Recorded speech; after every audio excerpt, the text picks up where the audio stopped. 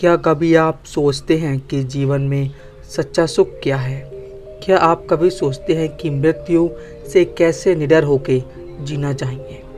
आज मैं आपको एक ऐसी कहानी सुनाने जा रहा हूँ जो आपको इन प्रश्नों का उत्तर दे कि ये कहानी शुरू करते हैं। इससे पहले कि आप इस कहानी में खो जाएं, तो अभी इस चैनल को सब्सक्राइब कर लें।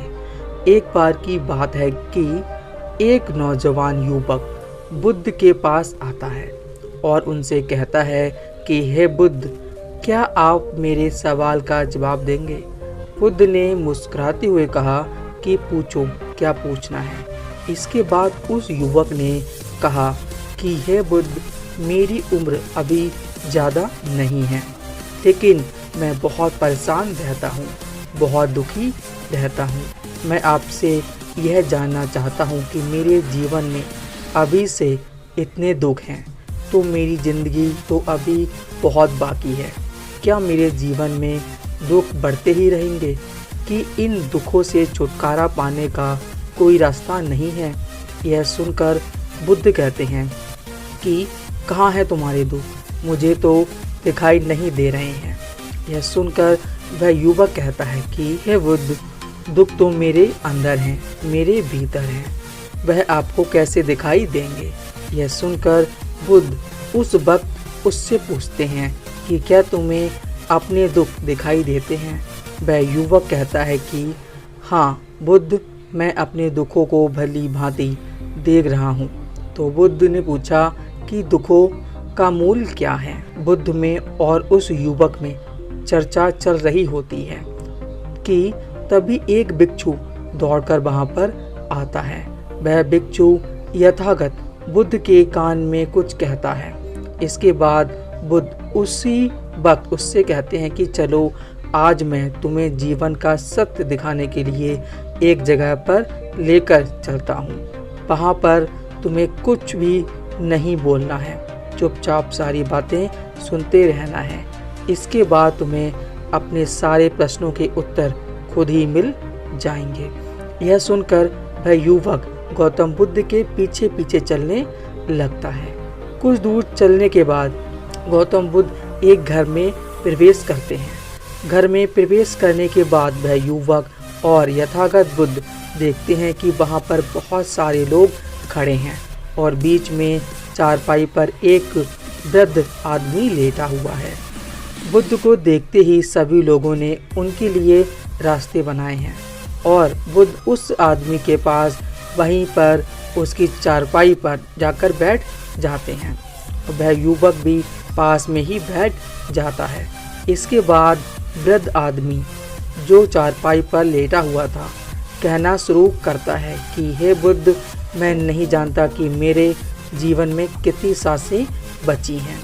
पता नहीं किस वक्त मुझे भगवान के घर से बुलावा आ जाए। मैं मरने से पहले अपने कुछ सवालों के जवाब आपसे जानना चाहता हूँ। मुझे पता है कि उन सवालों के जवाब आप ही मुझे दे सकते हैं, इसलिए मैंने आपको यहाँ पर बुलाया है। इसके बाद उस वृद्ध आदमी ने कहना शुरू किया कि हे बुद्ध, अपने आखिरी वक्त में मुझे अपने बचपन के दिन बहुत याद आते हैं। अपने बचपन के दिनों को याद करता हूँ और सोचता हूँ कि वो भी क्या दिन थे। ना कुछ पाने की फिक्र, ना कुछ खोने का गम। बचपन की उन यादों को याद करके मेरी आंखों में आंसू आ जाते हैं। मुझे लगता है कि कितनी आज़ादी थी। उस समय का वातावरण कितना खुला हुआ था। मन में कुछ भी पाने की इच्छा नहीं थी। जिस खेल में लग जाते थे उसी खेल में पूरे दिन लगे रहते थे। लेकिन कुछ समय बाद जैसे जैसे मैं बड़ा होने लगा, वैसे वैसे लोग मुझे ज़िंदगी की दौड़ में आगे निकलने के लिए कहने लगे। मेरे पिता अक्सर मुझसे कहते थे कि तुम पढ़ाई में अपने भाई जैसे क्यों नहीं हो, तुम दूसरे लोगों से पीछे क्यों रहते हो। यह सब सुनकर मेरा मन बहुत बेचैन रहने लगा। लोग मुझे बहुत ताने मारते थे क्योंकि ना तो मैं खेल में अच्छा था और ना ही पढ़ाई में अच्छा था। सब लोग मुझे किसी और की तरह बनने के लिए कहते थे और उन तानों से तंग आकर मैंने जीवन में कुछ हासिल करने का निश्चय किया। मैंने अपने आप से वादा किया कि मैं भी अपने भाई की तरह कामयाब इंसान बनूंगा और इसके लिए मैं दिन रात मेहनत करने में लग गया। और शुरुआत में बहुत मुश्किलें आईं, बहुत निराशा हाथ लगी, लेकिन मैंने हार नहीं मानी और मैंने खुद अपना व्यापार खड़ा कर लिया। इसके बाद मुझे कुछ पाने का एहसास हुआ। मुझे बहुत खुशी हुई क्योंकि जो लोग मुझे ताने देते थे वही लोग अब मेरे आगे पीछे घूमने लगे थे। कुछ वक्त के बाद एक रईस बेटी के साथ मेरी शादी हो गई और उसके साथ मुझे लग रहा था कि जैसे मेरा जीवन स्वर्ग बन गया है। कुछ साल बाद मुझे 2 बेटे प्राप्त हुए। दोनों बहुत ही सुंदर और हर्ष थे। अब मेरा मन मेरे बच्चों के लिए कुछ करने को उत्सुक हो गया। मैं और भी ज़्यादा धन कमाने में लग गया और जल्द ही जल्द मैं अपने नगर का सबसे बड़ा व्यापारी बन गया। सब कुछ अच्छा चल रहा था, लेकिन होनी को कौन टाल सकता है। एक दिन अचानक मेरी पत्नी मुझे छोड़कर चली गई। मुझे बहुत गहरा सदमा पहुंचा। मैं कई दिनों तक अपने घर से बाहर नहीं निकला। मेरे बेटे मुझे हिम्मत भी देते थे। पिताजी माताजी तो नहीं रही और जो हो चुका है वो वापस नहीं आ सकता, लेकिन हम दोनों भाई आपका हमेशा साथ देंगे। आप ही हमेशा सेवा करेंगे। आपको किसी बात की कोई चिंता करने की आवश्यकता नहीं है। और धीरे धीरे मैंने भी अपने मन को समझा दिया कि अब मुझे तो अपने प्रिय पत्नी के बिना ही जीना पड़ेगा।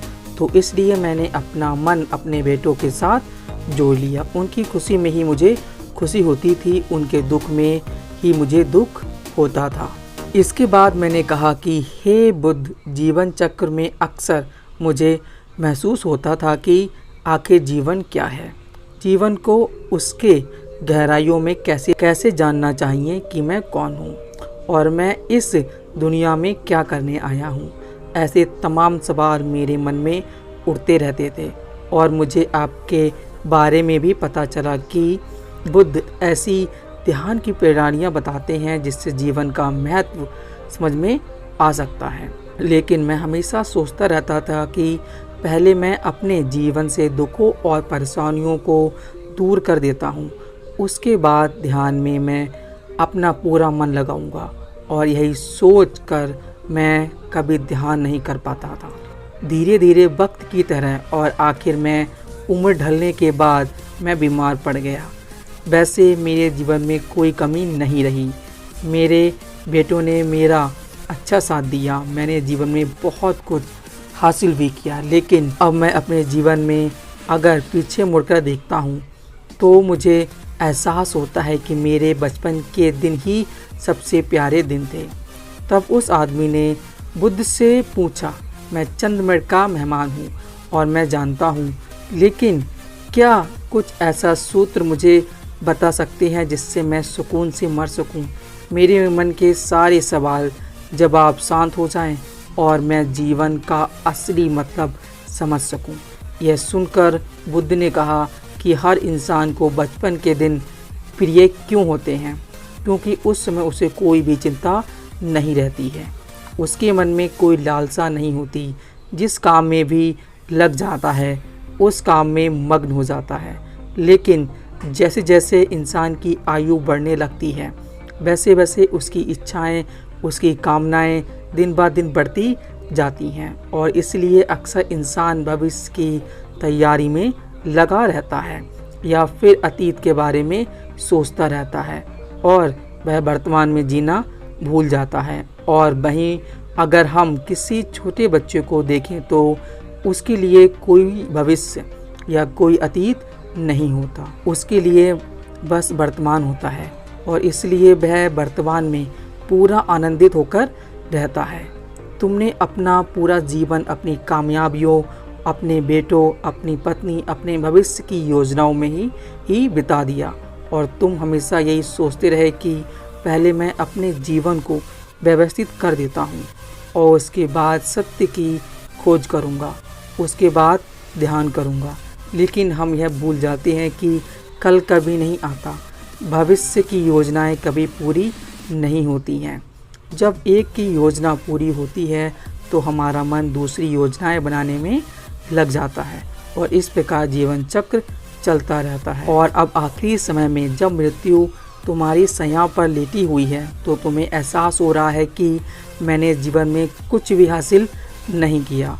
अब तुम्हें लग रहा है कि जो भी तुमने किया है उसमें तुम एक सुई भी अपने साथ नहीं ले जा सकती।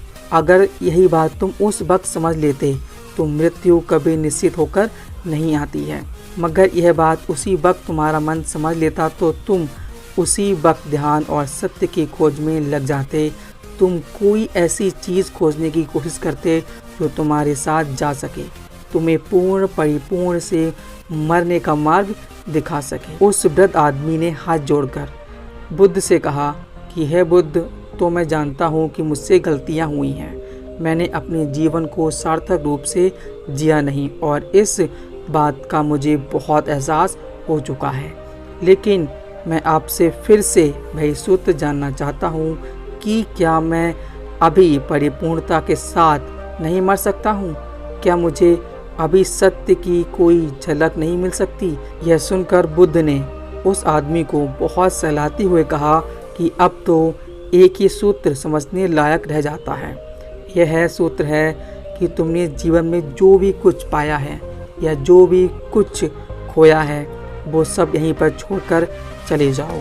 उसे अपने मन के साथ जोड़कर मत ले जाओ।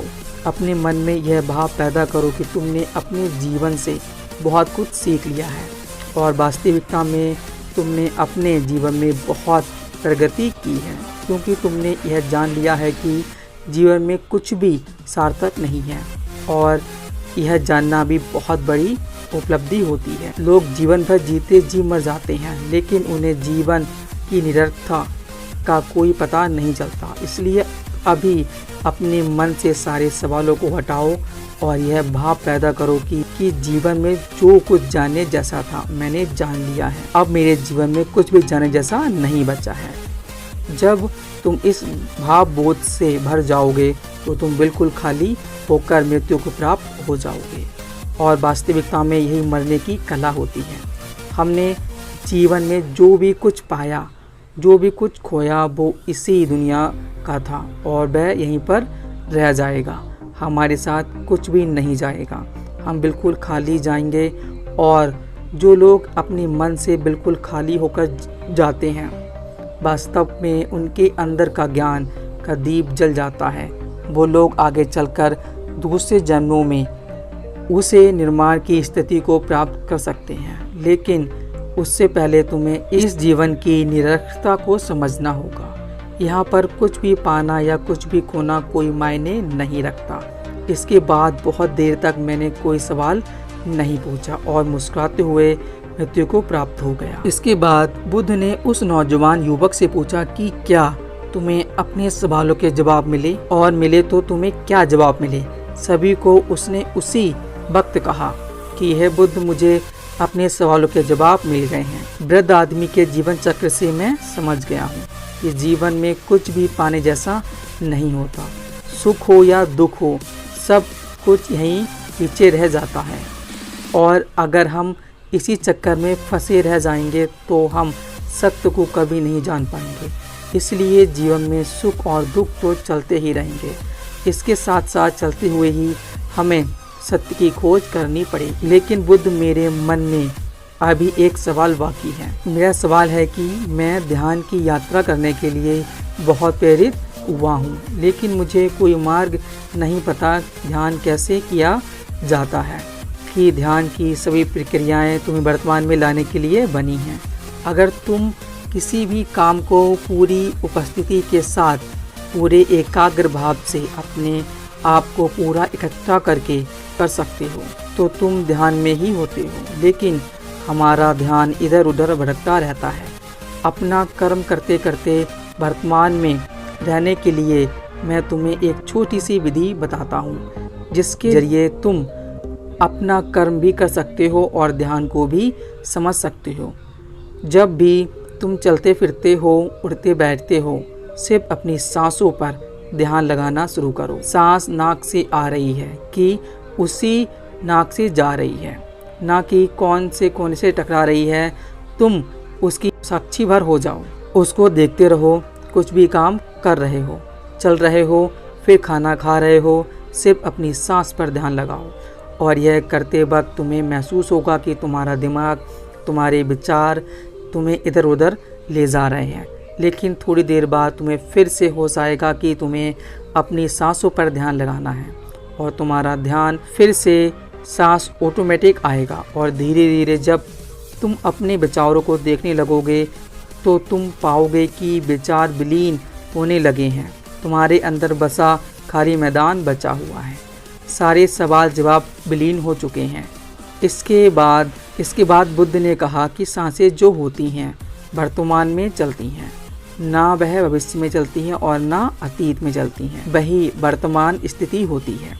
और जब तुम अपनी सांसों से जुड़ जाते हो तो तुम वर्तमान में ध्यान लगाना सीख जाते हो, क्योंकि जिन पर तुम ध्यान लगा रहे हो वो वर्तमान में चल रही होती हैं। इसके बाद धीरे धीरे कदम दर कदम तुम्हें ध्यान का खुद ही एहसास होने लगेगा। फिर तुम जो भी कर्म करोगे उसमें तुम्हारा पूरा चरित्र लगा होगा। तो शुरुआत वहीं से करो जहाँ पर तुम यहीं से अभी से अपनी सांसों को पकड़ना शुरू कर दो। तो दोस्तों, कैसी लगी आपको यह कहानी कमेंट सेक्शन में ज़रूर बताएं, और अच्छी लगी हो तो चैनल को सब्सक्राइब करना मत भूलना। तो मिलते हैं किसी अगली कहानी में।